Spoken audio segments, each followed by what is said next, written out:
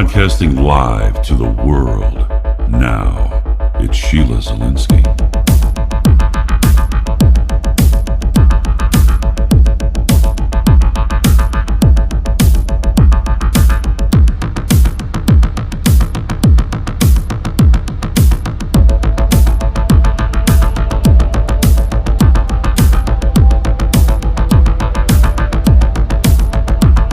Sheila Zilinsky Show, the only show to give you the truth behind the headlines, prophecy, and the deeper things of God. Now, here is your host, end-time watchwoman, Sheila Zilinsky.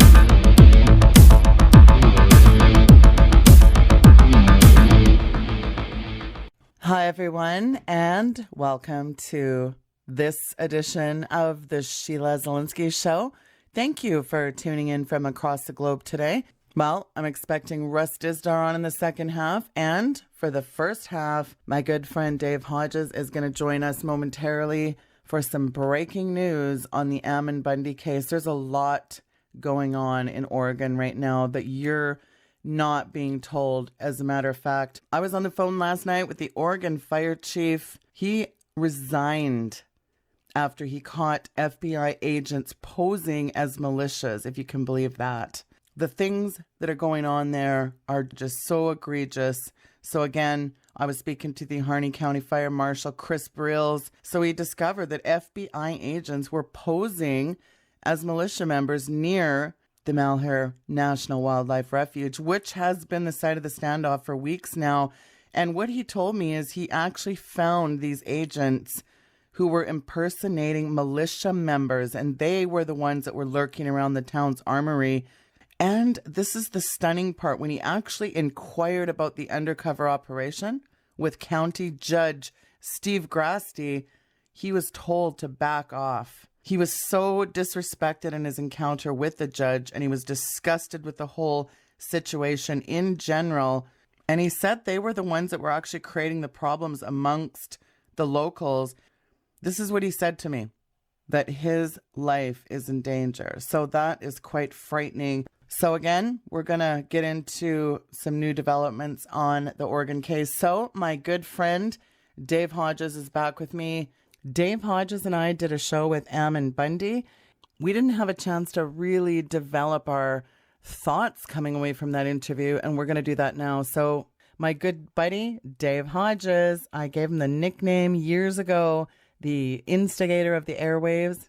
And let me tell you, he's lived up to that handle. His radio show has a very catchy radio slogan, too. He's mad as hell, and he's not going to take it anymore.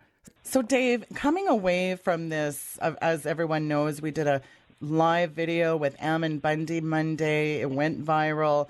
A lot of people have commented on that. I've got a lot of emails. I know you've got a lot of feedback. Of course, we both had Stuart Rhodes, we had Chuck Baldwin, liberty-loving constitutional patriots that were saying they didn't believe that this was a hill to die on, and they were throwing out words like lawlessness.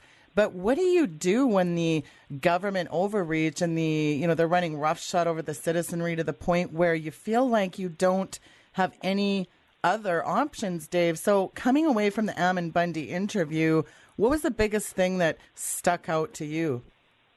Well, I really solidified in my mind what a national treasure the Bundy family is, and in particular Ammon, because what he was talking about here was preventing a revolution. He said that many ranchers and farmers have reached a point where they've had enough. So we're talking about, at the least, isolated pockets of militant resistance.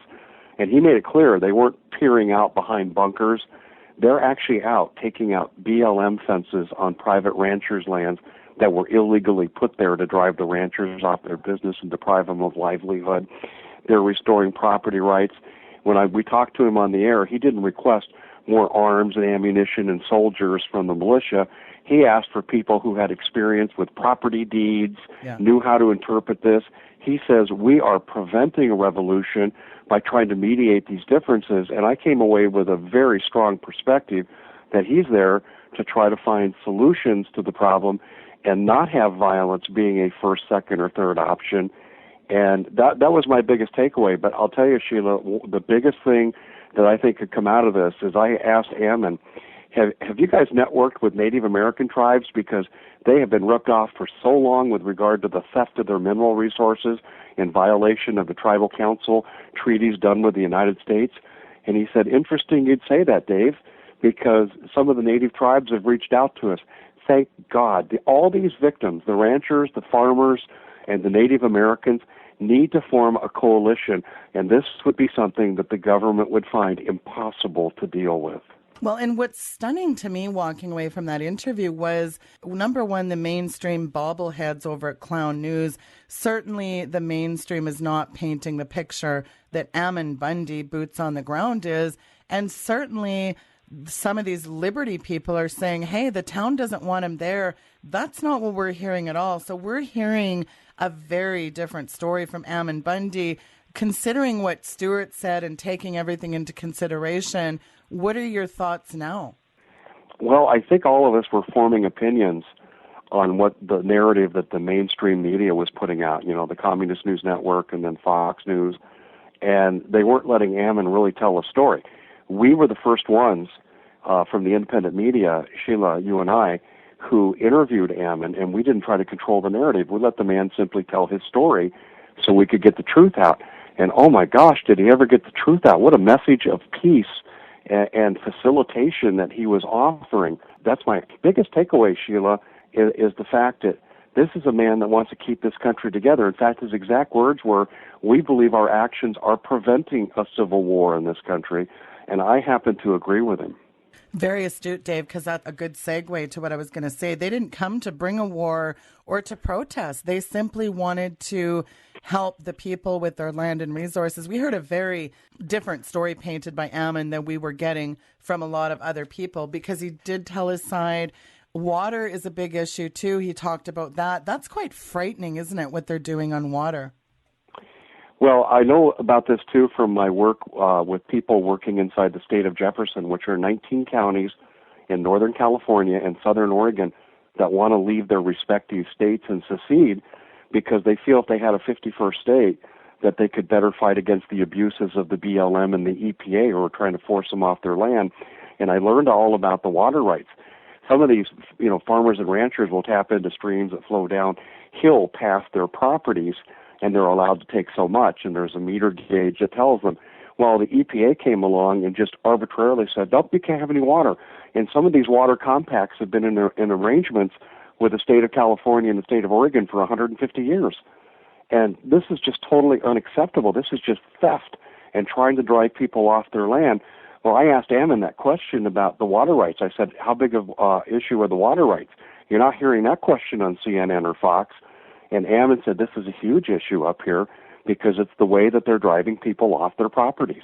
Well, and also the other thing I came away with is now knowing that they have exhausted all other avenues where this was really, like you said, the last resort, wasn't it? Boy, is it ever the last resort. But this is why I think the FBI has not moved on Ammon Bundy and his group. They are seeing that if the word ever gets out, what they're really doing there, and they're not being militant takeovers, this isn't a military action, this is a civil action against tyrannical abuse of the federal government, they don't want to be on the wrong side of this. And if you have this Nebraska militia coming in, as I talked about, you have the 3%ers there now, they got a monumental problem in Washington right now. And see, this is why they took down our interview. Just for the benefit of the listening audience, when I tried to interview Ammon Bundy in the last half hour of my show, my entire communications was taken down. My show is broadcast Sunday night on 2 different satellites because of the volume. They're in different states and they operate independently, and they were simultaneously taken down.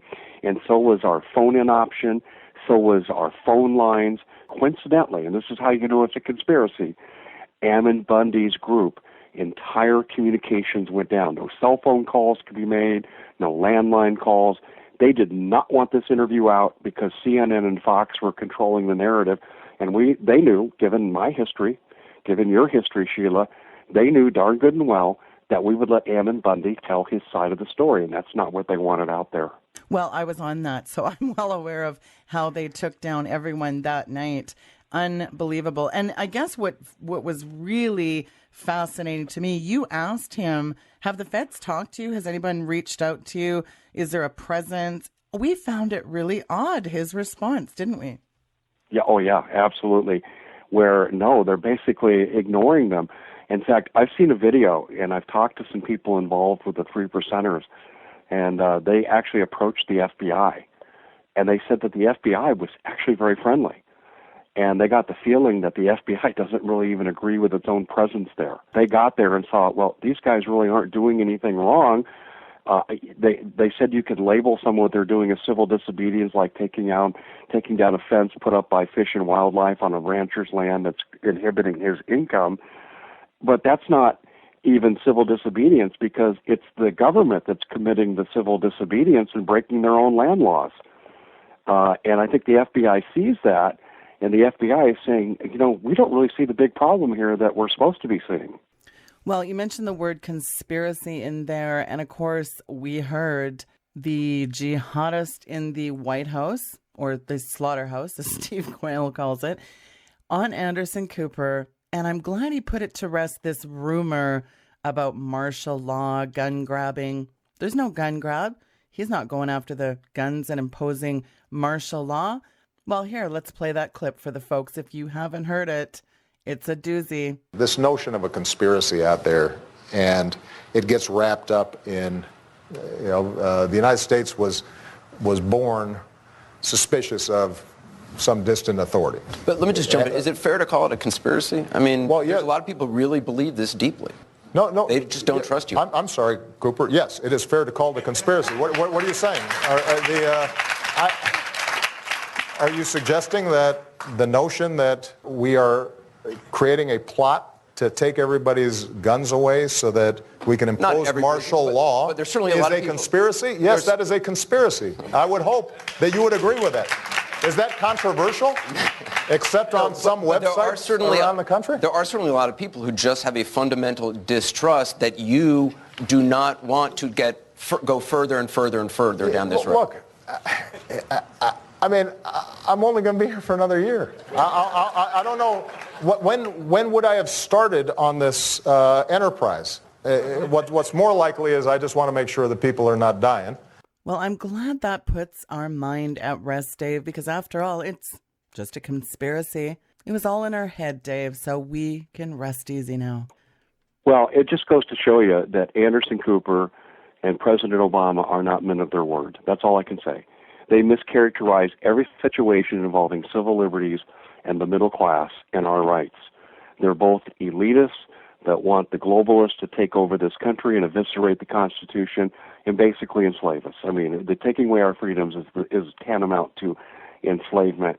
And by the way, I want to thank Anderson Cooper and CNN personally, because in that piece, ancillary to that piece, they displayed the Common Sense Show website, which is my website, along with Alex Jones. And so it was a great honor to stand next to Alex Jones on CNN, but they gave me some much-needed publicity because I hope I'm giving people the truth. Thank you, CNN, for opening up an avenue of awareness for the general public. Yeah, well, and my biggest bone of contention here with the media narrative is that they won't tell the truth. It's like, we're going to tell you what we want you to know.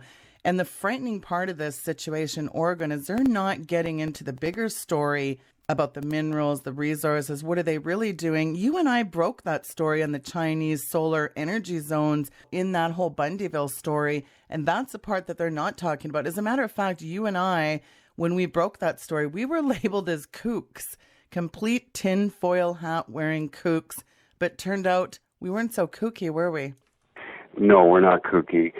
What we want to see, and Sheila, I don't mean to speak for you, but I know this is how you feel, is we want a restoration of the Constitution. Amen. We want our government to be run by Christian principles on which it was founded. That's what we want. I'm not out for blood. I'm not out for glory. I know you're not, but we can't continue to exist under this encroaching tyranny that's eroding our rights. I think the best thing to say right now is this, is I have an inside source inside one of the agencies, and I'm not going to specify for obvious reasons, but I can also collaborate through circumstantial proof that what he's told me is going on. And what's going on is the agents for the BLM have been extricating uranium from various mines on BLM land run by ranchers, and they're giving this uranium to the Canadian Front Group identified in the New York Times article that I identified that's really run for the benefit of the Hilary Clinton presidential campaign. It's an offshore account. The Russians are involved, and Hilary Clinton is facilitating and receiving money for her campaign for the sale of uranium to the Russians. Now, uranium is used in nuclear weapons, also used in dirty bombs. So Hilary Clinton is selling our enemies the methods of our own destruction. And she's turning around trying to become president on what could be American blood money. Now, people say, Dave, what's your proof? Well, go to thecommonsenseshow.com after the show and read the article that I posted on this a few days ago, and you'll see quite clearly the New York Times is the source. Now, they're not the only source, but the New York Times documents this. Folks, we're talking mainstream media here. We're not talking the Common Sense Show and Sheila's show and Steve's website and Doug's show. We're talking the New York Times. I mean, at some point when they broke this story on Hilary early in 2015, someone inside the New York Times did not want to see Hilary 2016 come true. Well, I'm taken aback by the brazenness of this entire plot. I was stunned that the MSM actually reported, mainstream media outlets reporting this. Tying Clinton to uranium, that's a pretty ballsy move to see NY Times covering that, wasn't it? I was stunned. But like I said, Hilary obviously had an enemy, and the New York Times has not done a follow-up. But the article that they ran had extensive documentation. Yes. There was nothing left to the imagination. And as I said, I have an inside source that said this is true. And this inside source told me this was true before the New York Times article was published. Now, I wrote about this. This is interesting, Sheila. Sometimes, and you've probably come across this many times, we'll float a story out there that we know is very big. Hillary Clinton selling uranium to the Russians is big. I floated that out there in early May of last year, of 2015, and it didn't catch. People weren't interested. And I was stunned. I'm thinking, here you have a presidential candidate, former Secretary of State, who's committing treason against the United States. That's the only way to describe it. And the public didn't care. Now, the story has recycled because of the attention that the Hammond Ranch affair has given to this situation. Sheila, I'm just awestruck that this woman's not in prison. Let's back up. Benghazi, she facilitated the murder of a U.S. ambassador, and she was a co-conspirator. She refused to give additional security detail for the ambassador upon several requests. She was complicit. And then you go forward and look at the 36,000 national defense memos coming through the Secretary of State's office, and they're on her home computer. That's 36 violations of federal law. Each one's a felony carrying a minimum of 5 years prison sentence. She should be in prison for the rest of her life. And now we're seeing this. And I'll tell you, people need to go to a search engine like goodgopher.com and put in Hillary Clinton body count, the number of people that have followed the Clintons who have ended up dead. Well, the body count by Hillary and Slick Billy Clinton, it's just staggering. Hillary for prison 2016 should be the slogan. We are talking about nuclear weapons and blood money, though, funding a presidential campaign. That is political despot of over the world proportions, Dave. Oh, yeah. I love Americans. I love our country. I love the people that I know in my life. But God help us all. Some of our people are so ignorant of the facts. You don't like Hillary because she's a woman. I hear this still. Oh, give me an honest woman to vote for. I don't care if it's a trained circus monkey. Like we have now. If you're going to defend the Constitution against enemies, foreign and domestic, and I like your economic policies, and I think you've got good moral character, I'm going to vote for you. It's nothing to do about being a woman. It's about her being an absolute criminal. So in addition to this coveted uranium, there's other minerals as well. It makes a pretty compelling case when you tie in precious metals, minerals, uranium. This is more hellish Hillary hucksterism. There, I've coined a new phrase, Dave. That is very clever. it's hard for me to find the words. Hillary Clinton will do anything, say anything, have anybody offed so she could be president. And yes, I mean what I just said. I'm not exaggerating. It's not hyperbole. All you have to do is look at her track record. When you get too close to the Clintons, and if you're an obstacle, you end up dead. Yeah, that's right. It's been documented by so many journalists. Just read 5 accounts, 5 independent media accounts. And let me tell you this. I have a theory, Sheila, and this is a theory. This is just Dave Hodges speculating now. This isn't hard proof. But back in 2008, when Obama and Hilary were locked in a bitter battle for who the presumptive candidate was going to be, they disappeared at the Bilderberg meeting together. And we know now from information that leaked out that he was given the nod, Barack Obama was given the nod to be president, and Hillary was told, you'll be next in line, but you'll be Secretary of State. And I often wondered why they chose Obama over Hillary. When we look at Obama, he is no respecter of the Constitution. He hates America. He hates Christians. But he is not Hillary Clinton. Hillary Clinton is as ruthless as they come. I put her on a level, and I'm not exaggerating when I say this in my mind, she's Mao Zedong. Barack was the setup act. He comes out, he warms up the audience, he puts everything into place, potential for gun confiscation, potential to take over the economy for climate change and so forth. And then here comes your closer. Hillary is the closer. She's ruthless enough to be the closer. Under Hillary, we're going to find out the true meaning of what FEMA camps are. Well, how is it that Ethel Rosenberg she got convicted and executed for selling nuclear secrets to the Soviets. So how is Hillary Clinton getting away with the litany, the ubiquitous plethora of things that she's doing? Dave, what's going on there? What's your thoughts? This part I'm 100% sure of. Any action against someone like Hillary Clinton would involve the Attorney General of the United States. And Loretta Lynch mob positions herself in a press conference one day after San Bernardino, and she doesn't express remorse for the families of the victims. She talks instead about how if you speak about Muslim extremism, we're going to come after you and arrest you. That's our Attorney General who's saying, I don't respect the First Amendment. She would be the one in charge of prosecuting this situation. She's not going to prosecute Hillary. Hillary's carrying out the agenda, the same agenda that Loretta Lynch mob stands for. And so when you look at this situation, this is how she gets away with it. Obama will look the other way because he knows that's my successor, and Loretta Lynch mob has already been told this is the side of the bread that we put the butter on.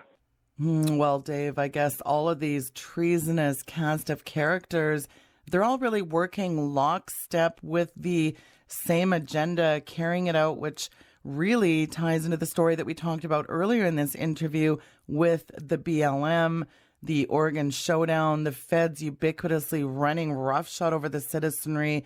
All the chicanery is really part of a much broader agenda then, isn't it, Dave? It is. Let me tell you a kind of a vague story, but it'll illustrate how far and out of control this has all become. Paul Martin of Revolution Radio, very, very good friend of mine.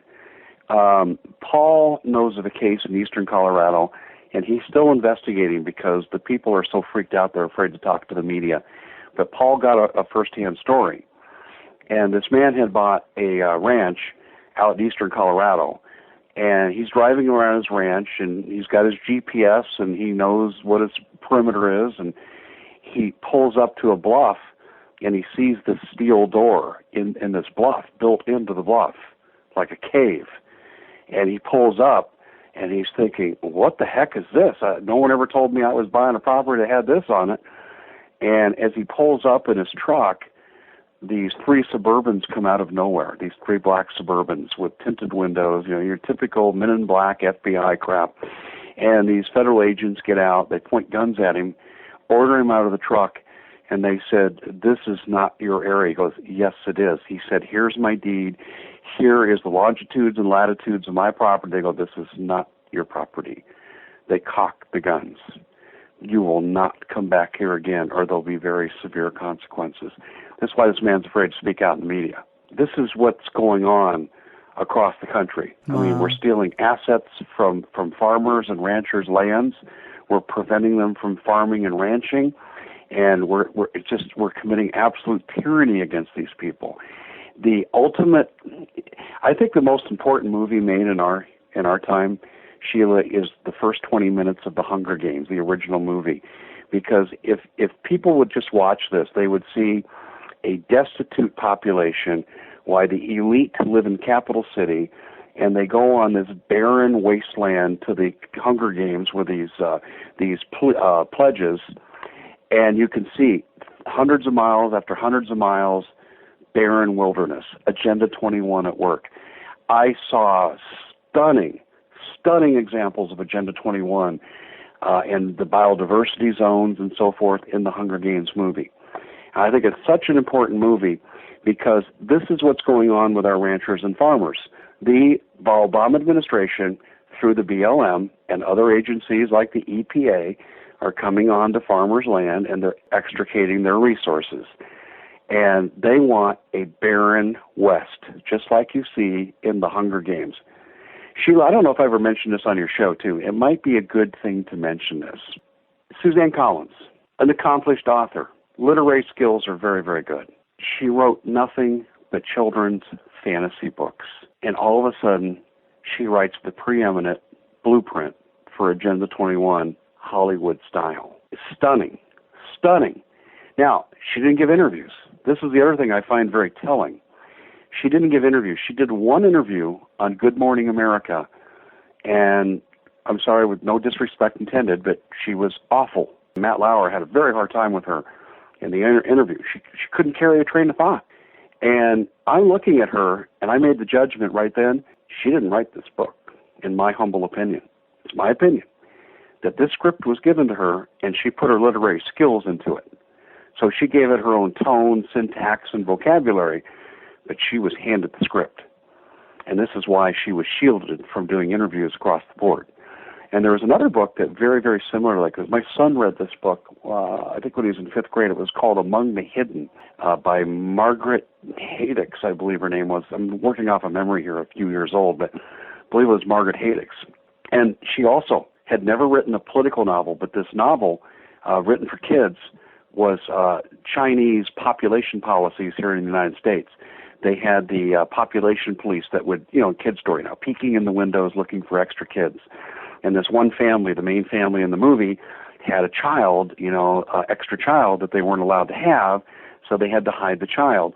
There was also the food police, and they counted calories. And my son's telling me the story when he's in 5th grade, and he'd also read the Hunger Games trilogy in the same year. And stunning stuff. And it's interesting that Margaret Haddix and Suzanne Collins wrote these provocative political novels that parallel Agenda 21 population and land control policies, and they had never written anything political, ever in their literary career.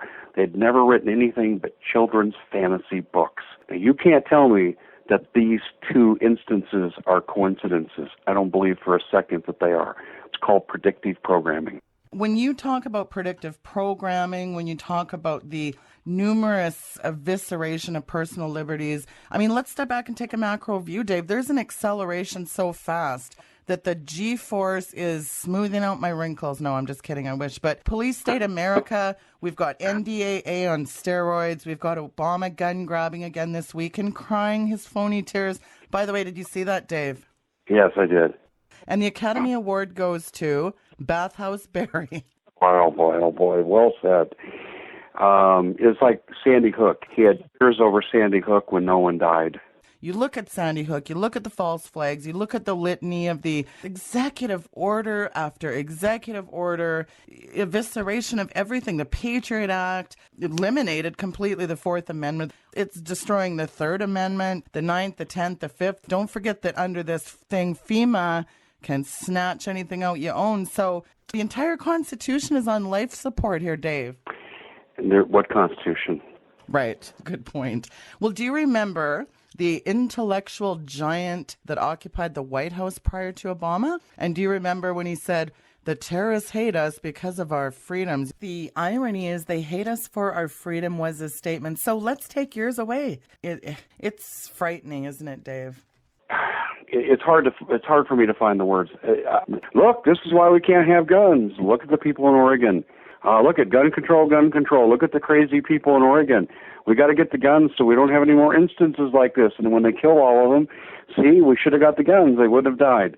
And when this story is extinguished, then they'll go back to ISIS. Speaking of ISIS and supporters, I mean, we're talking about Bathhouse Berry and Loretta Lynch mob. That's a match made in hell, isn't it? But how likely do you think his new global UN police force against actual Islamic jihadists? So you've got that going on at the same time that Obama and Hilary have been implicated in meeting with very nefarious, diabolical players. So, I mean, where do you see 2016 going, Dave?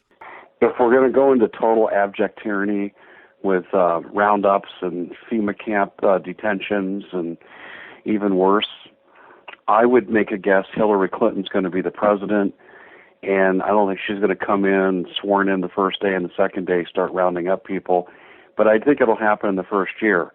So if I were to really try to put a date, my best guess, and it's only a guess, is to when the proverbial poop is going to hit the fan, I would say it'll be towards the latter end of Hillary's first year in office.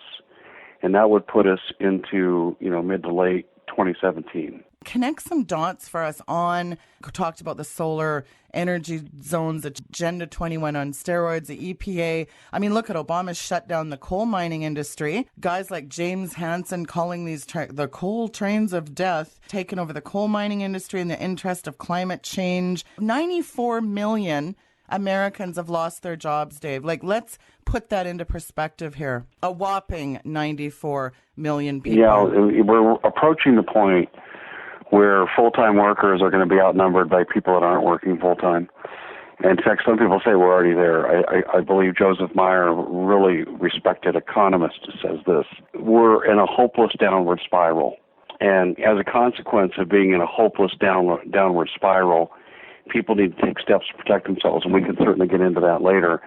But what's going on in terms of outside destruction of the economy, the question is, Dave, are we broke?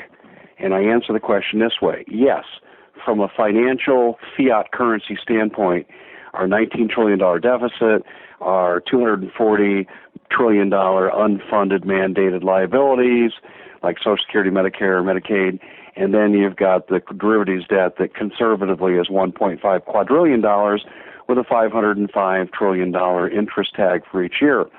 That's enough right there to crush the economy. And then you've got the BRIC nations trying to undermine the dollar as a reserve currency for purchasing oil and what we call the petrodollar. And this is the only backing we have for our dollar. And if that were to go away, our currency will hyperflate overnight because of our debt.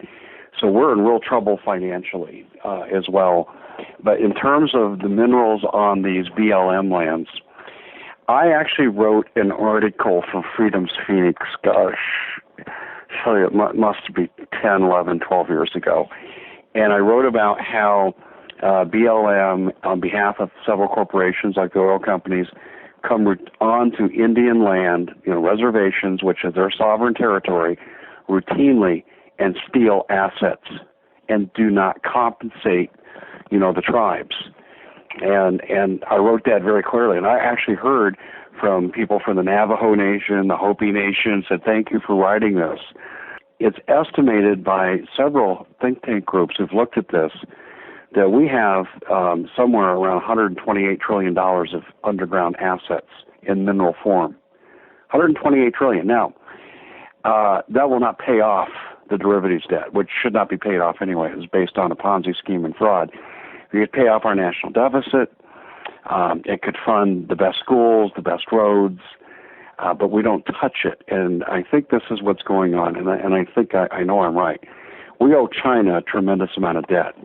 We caught the Chinese in the Bundy affair with their hand in the proverbial cookie jar. This was not about Clive Bundy, get off your land because you're not using it the way you were supposed to. We discovered that the Chinese were building a solar energy zone, and they want to convert America away from coal and then standard electricity, and they want solar and wind power. And this is what the Chinese are heavily vested in. The Chinese companies that were going to steal the resources from the Bundy Ranch area were made up of people from a front company run by the Chinese military. So their hand got tipped, and by the way, they had the express help, full knowledge of Harry Reid, who you just mentioned a moment ago, and Harry Reid's sons, who are just kind of on the same moral plane as their dad. So, Sheila, we have mineral assets that could be utilized right now to fund expansion of the American economy, and we're not paying attention to it because that's not the agenda. The agenda is that the American people could be difficult to subjugate, one, because of guns, two, we have a constitution that somewhere every American's heard of it, whether or not they act on it's another thing. We'd be hard to subjugate. I think this is what these kinds of actions are headed towards. They don't want us to get out of debt. They don't want us to be prosperous. They want to dumb down our kids so they're just as stupid and ignorant as the parents became before them about the New World Order. Sheila, we're in real trouble when we can't touch our own assets. And I believe these assets have been promised to the Chinese.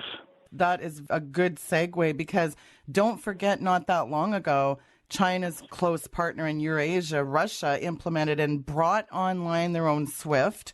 That was an alternative kind of economic sanctions by the U.S. that continued in. And so what we have, I mean, the average lifespan for any purely fiat currency is around 30 years, Dave, with the dollar surpassing this by more than a decade ago. So when you look at the global standard for trade and oil purchases, and you look at the fact that the world's financial system has become saturated with overwhelming debt, you mentioned that, and most economies, they're solidly entrenched in currency wars. You've got China buying boatloads of gold, kind of easing in for the yuan. Worldwide payments superhighway for the yuan, that's going to replace a patchwork of existing networks. China's Gold Association, don't forget, last year laid down some of the firmest hints that in the future gold is going to be used as a primary form of money. You got 4.4 billion people living within 65 countries along that Silk Road. That's a disaster for the United States. So you're so right. We've got fiat scripts and shifts from the west to the east, China and their BRICS partners, resource-backed money. It's coming, isn't it, Dave? It's already here. The Chinese own our country, and I believe this deal has been made. Listen, I don't believe. The proof is there. The Bundy Ranch affair exposed the fact that the Chinese were plundering resources on BLM land run by American ranchers. And the Hammond situation is no different. This is all going to surface there as well. And Hilary Clinton has her finger in all these pies. So this is where we're at, Sheila. It's just, they don't want us out of debt. They don't want us to be prosperous. The biggest impediment to your future, and I'm saying this to your listening audience, is your own government. I mean, we're talking about the dollar. I mean, look at the devil Nixon. He flooded the world for years with global reserve currencies. They were always backed by precious metals. This was true in the 20th century under the Bretton Woods Agreement. Well, up until 1971. Speaking of Nixon removing the dollar from the gold standard to protect the exodus of U.S. gold bullion during a time of currency devaluation. So when you have a currency change to become purely fiat, based on the confidence of a government rather than a tangible asset, I mean, that's pretty huge, isn't it, Dave? Yeah, absolutely. You nailed it on the head there, Sheila. That's precisely the problem that we're looking at. The astute things you've always said is people have to get back to God.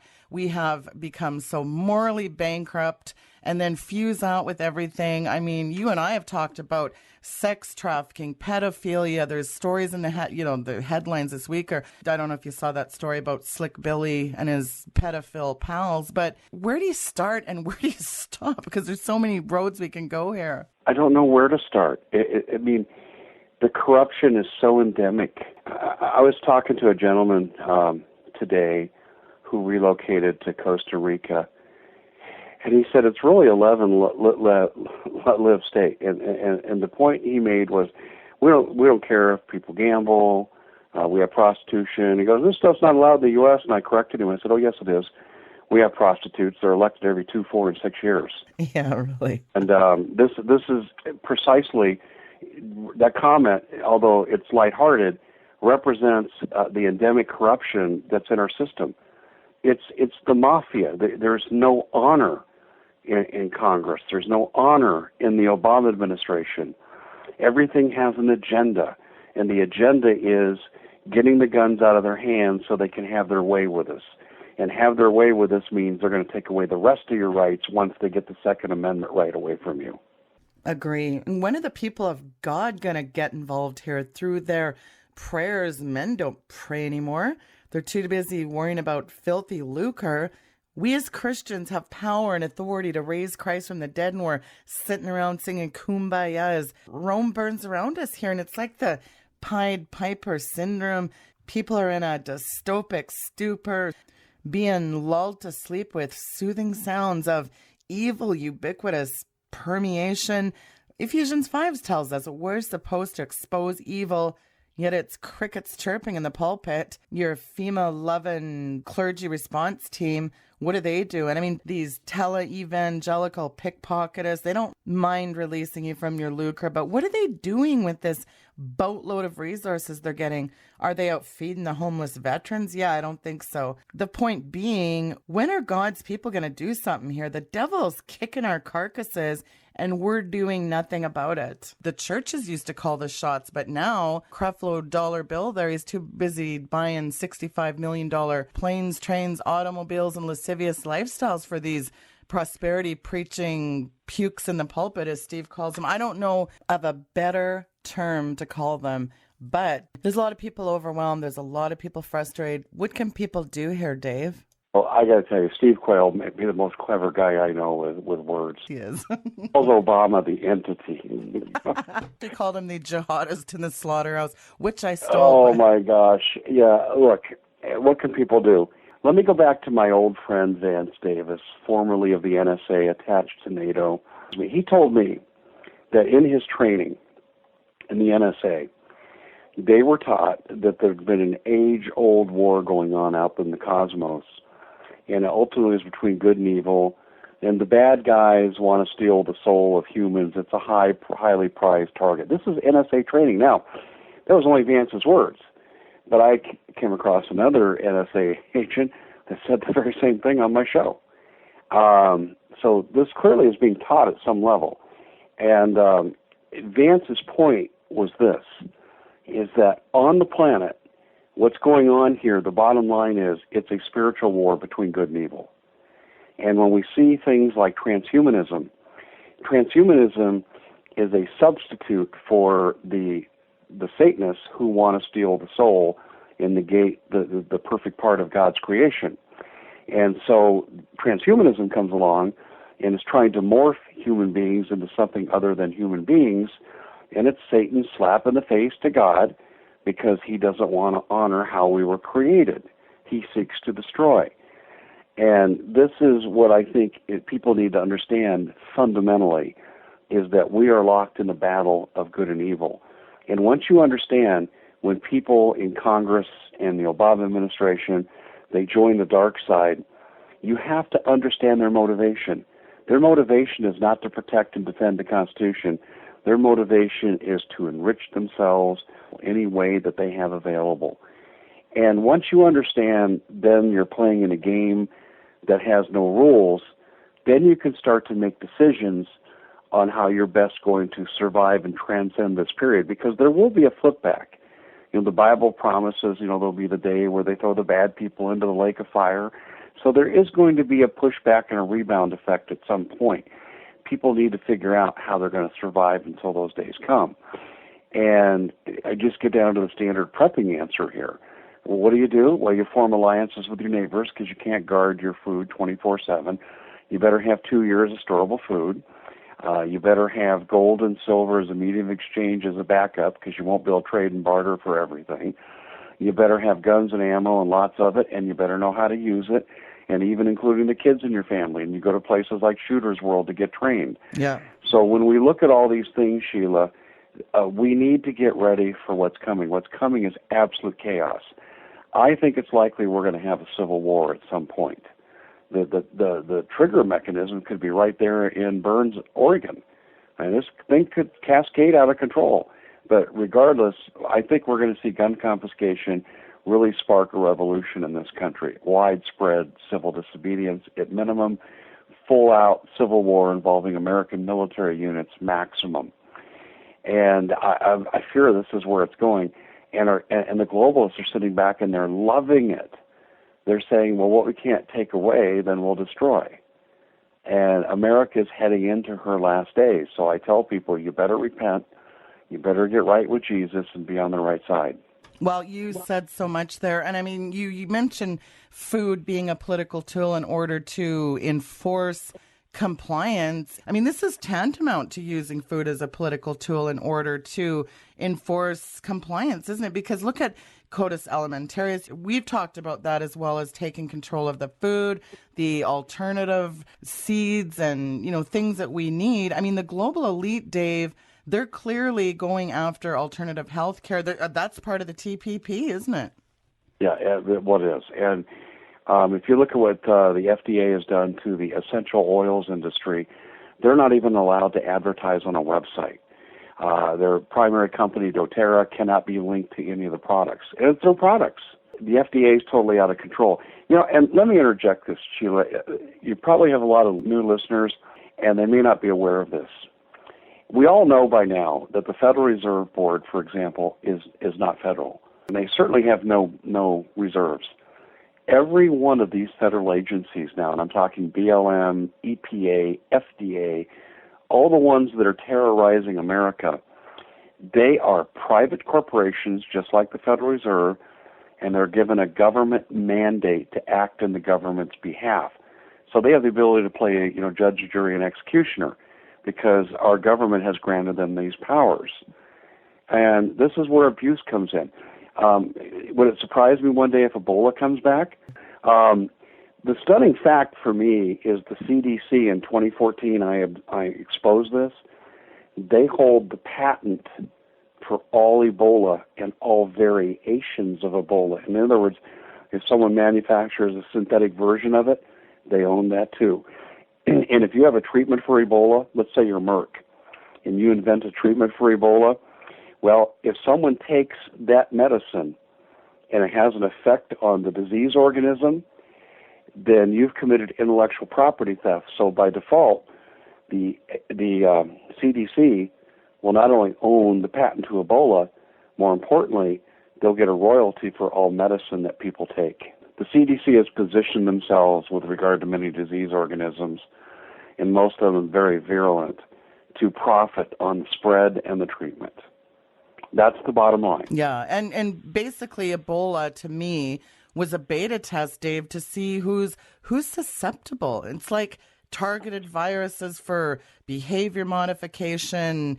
So you have vaccinations, now we've got this Middle East respiratory syndrome coronavirus, they call it EMC. It's a positive sense single-strand RNA virus. That's a nightmare. So the insidious part of this is you've got these mad scientists on weekendvigilante.com. I posted China wants to create an actual human chimera. They've done this before. We don't know what these sinister people are doing in these black labs, but they created the first genetically engineered embryo, geoengineering, chemtrails, Morgellons disease. They're changing our DNA through parasites that look like fibers. They disperse these nanoparticles. You got DARPA doing crazy stuff. You've got particle accelerators at the nano level. You just mentioned transhumanism. You've got this intense cross-pollination between the biotech, the nanotech. We got human robot greeters now in hotels. I mean, what is going on? It's almost speechless because it's so overwhelming. And you and I, could be the last generation of adult humans to look and act like we do. Think about this, Dave. Meriting the label post-human. Just take a macro view and think about that. Well, the one thing I remember is on the History Channel, they used to have a show called Life After People. And they would go through and they talk about what would happen to cities or landscapes once all the people died off.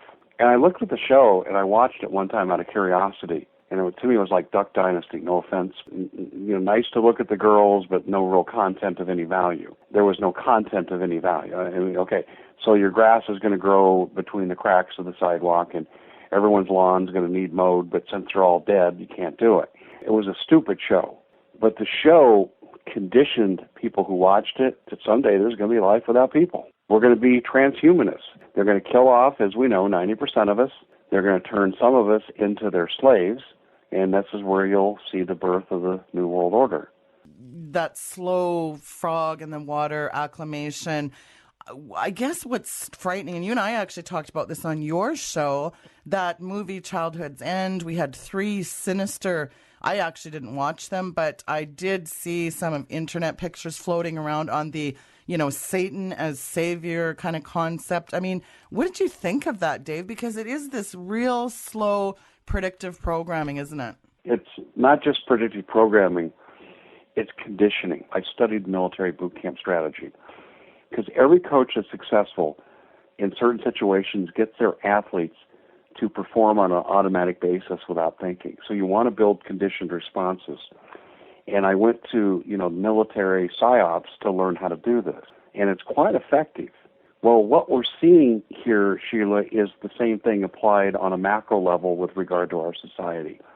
Our society is being conditioned for learned helplessness, as we talked about the last time we were on. Learned helplessness is a state where you have imposed upon you the fact that your actions make no difference, so you may as well just lay down and take your beating. And it was based on a classic experiment conducted by Martin Seligman. And this is what a lot of our people are today. They're conditioned. They'll come and watch a game. They'll watch a TV show, but they're basically conditioned that their actions don't make any difference to their lives. And then there's also another group, I call them the cognitive dissonance crowd. Many of them aren't comfortable with change and the unknown, so they revert back to childish behavior to psychologically protect themselves from the fact that someday they're going to have to grow up and stop being Peter Pan. And what's interesting about all this is that most people will engage in cognitive dissonance before they embrace the change. I mean, we could see the U.S. flag over the Capitol lowered, and the UN flag, or worse yet, the ISIS flag, surfaced in its place, and I don't think you'd get much of a visceral response from a good number of Americans. We've been conditioned to be passive. It's like a bystander apathy. But the pulpits, what I said before, America died because of its pulpits. Instead of strong, godly men thundering away in the pulpit with Holy Ghost conviction, like Ravenhill and Wilkerson, you've been replaced with these howdy doodies. I don't preach on sin. Like I said before, a Creflo Dollar Bill. He got his $65 million jet, by the way. And so you got these Lakewood plebeians, the Colgate smiling charlatans, the filthy lucre boatload gang of hucksters. I mean, look at the clergy response teams and the 501c3 dictums and the America's dead because of its pulpits. That's my synopsis. What do you say to that, Dave Hodges? We've been totally abandoned. I've mentioned this before on your show, and I think it bears repeating. Everyone should ask their pastor, are you a member of NOVAD or the Clergy Response team? And if they are, what they've been trained to do is to convince you, this is their training, is brought to me by Pastor Walter Mansfield and his training materials, which I published. But these pastors were told, you'll convince people to acquiesce to federal authority. If we want to send them to camps, they go to camps, and once they're in the camps, you'll be assigned there. And they prohibited, this is in writing, they prohibited the pastors in their drills, for FEMA camp drills, to share the message of Jesus. They said Christianity has long been an oppressive force on the planet. They put this into writing. This is DHS. So therefore, we don't want to make it worse for people going through trauma. So you'll just tell them, well, it must be God's will, and it's somehow the big plan, and it'll be okay. And their job was to bring calm to the FEMA camps. So it's coming, Sheila. I can't tell you how close we are. And if Hilary gets into office, bar the door, because there's going to be nothing left of the Constitution.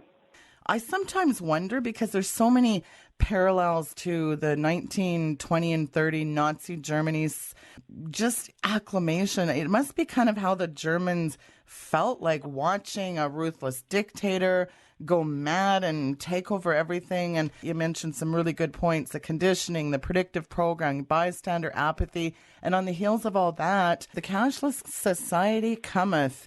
And I don't know if you saw this news headline this week that European nations, it's actually there on my website, End Time News, European nations such as Sweden and Denmark are actually eradicating cash. Digital payments are taking over the Western world, Dave. And I was stunned when I found out that government of Denmark they have a stated goal of eradicating cash, could be as early as 2016. So quite frightening. this is where we are going. There's no question. They have a hard time with cash because cash can be used in the underground economy, and the globalists want to track everything that we do. Not only every purchase, but with now biometrics coming fast and furious. So it's definitely looking pretty bleak, folks. We're not fighting flesh and blood, though. So, hey, get your prayer groups together, boots on the ground, find someone in your community, really mobilize, find some prayer partners and start praying for this nation, folks, because on your knees is about the best place we can be right now. Dave Hodges, it's always a pleasure to have you on the program. Thank you so much. And do come back and see us soon, Dave. My pleasure, Sheila. Thank you for having me. Thanks, Dave. Folks, that was Dave Hodges, the Common Sense Man from thecommonsenseshow.com. This show was recorded earlier this morning, Thursday, January 14th, 2016. And I want to apologize to my listeners. I had Russ Dizdar scheduled after my interview this morning with Dave Hodges, and I was unable to log into my Skype. My Skype has been somehow deactivated. I've been trying all morning to figure that out. I have a phone call into Skype. Good luck getting a hold of them. Very frustrating. And if I can't do Skype, I don't know that I can have Pastor David Langford on. Skype is the way that I record my shows. So very frustrating. Technical malfunctions abound lately. So I guess we'll see if I can get back into my Skype. I've had nothing since January, since I launched my new show. I've absolutely had nothing but problems. And it gets to a point where you even wonder if you're going to have a show anymore. So please do lift me up in your prayers. You just don't know the half of it. So again, please do lift me up in prayer. And hopefully we'll see you tomorrow. I'm hoping to have Pastor David Langford on the program. I really do pray that happens. Thank you for tuning into this broadcast.